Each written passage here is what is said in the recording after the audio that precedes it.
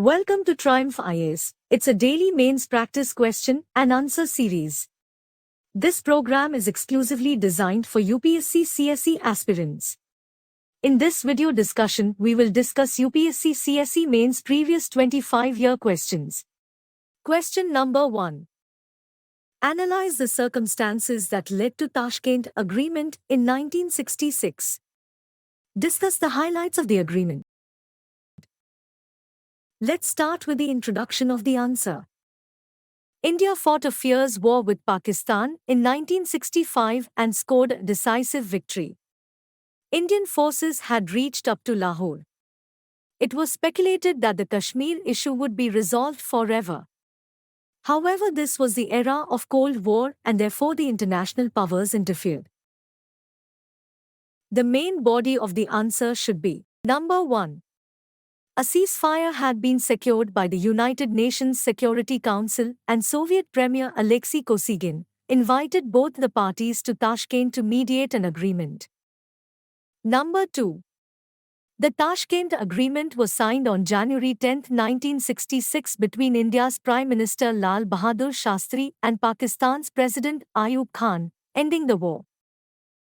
Highlights of the agreement. Both sides were to end all hostilities and resort back to pre-war boundaries. They would give up all occupations. But nothing was agreed on restoring Pakistan-occupied Kashmir.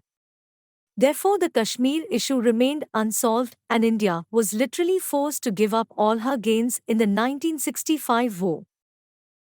Circumstances that led to Tashkent Agreement in 1966. USA actively supported Pakistan and pressurized India so that the agreement could not resolve the Kashmir issue in India's favor. USA also provided Pakistan with diplomatic support and arms supply and threatened India to cancel its food aid. Conclusion of the answer is number 1. USA actively supported Pakistan and pressurized India so that the agreement could not resolve the Kashmir issue in India's favor. USA also provided Pakistan with diplomatic support and arms supply and threatened India to cancel its food aid. Conclusion of the answer is number 1. The war had huge economic cost on India, as India fought war with China as well in 1962 and was suffering from a drought year. Number 2. Therefore, India urgently needed the food imports and was not in a good situation to bargain the terms with superpowers of the time. Therefore, India had to yield to the terms of international powers. Question number 2. The broader aims and objectives of WTO are to manage and promote international trade in the era of globalization. But the Doha round of negotiations seemed doomed due to differences between the developed and the developing countries. Discuss in the Indian perspective. Let's start with the introduction of the answer. The General Agreement on Tariffs and Trade, GATT, was replaced by World Trade Organization, WTO, in 1994. WTO is an international platform that enables the developing and third world economies to negotiate international trade issues with the developed world keeping in mind their domestic interests. The main body of the answer should be number 1. WTO is a channel through which the poor economies can withstand the relentless demand of developed countries to open their markets without reciprocal benefits. Number 2.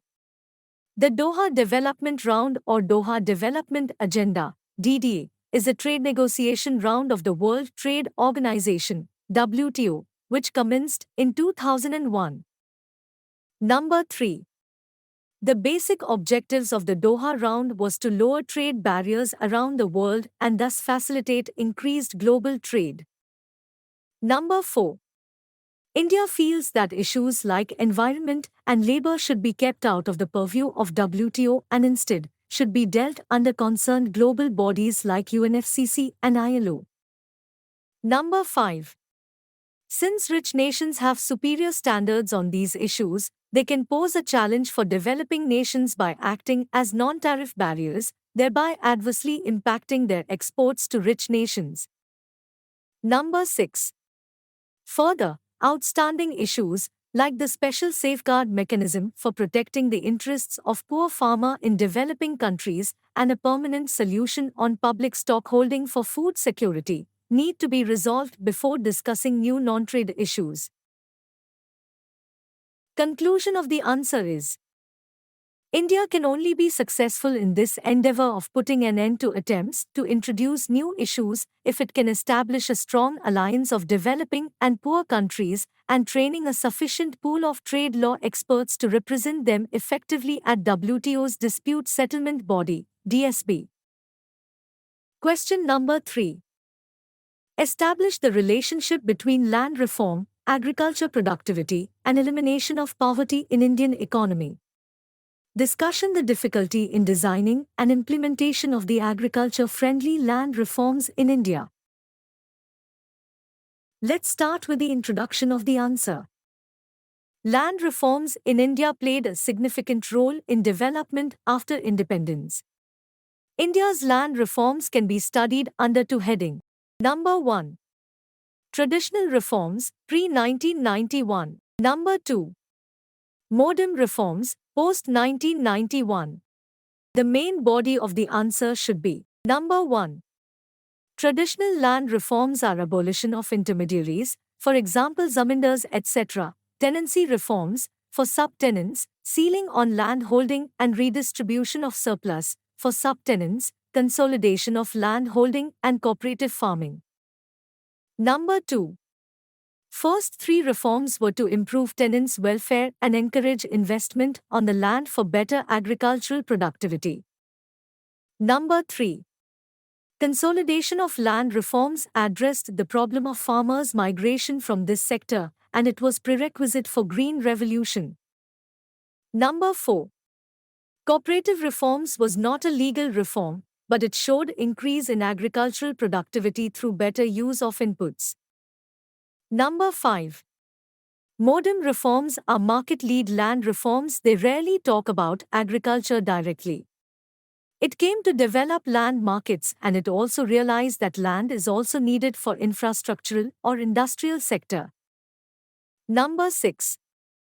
The major land reforms solved most of the problem of land ownership, redistribution, and tenancy. Thus, farmers took most interest in increasing their agricultural productivity.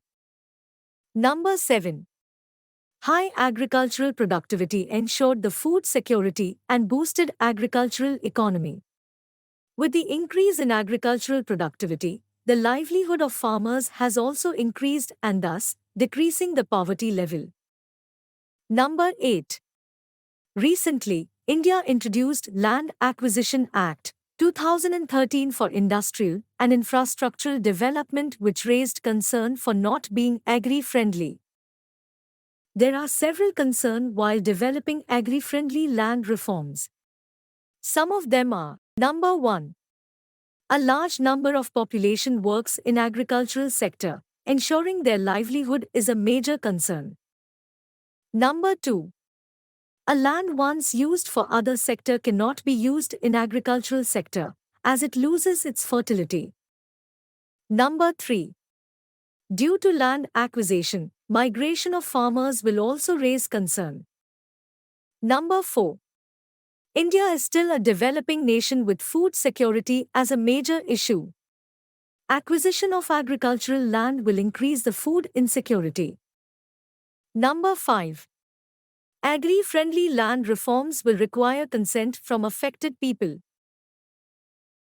Conclusion of the answer is: balancing the agriculture and industrial requirement under a land reform is a difficult task, as both are equally necessary for India's development.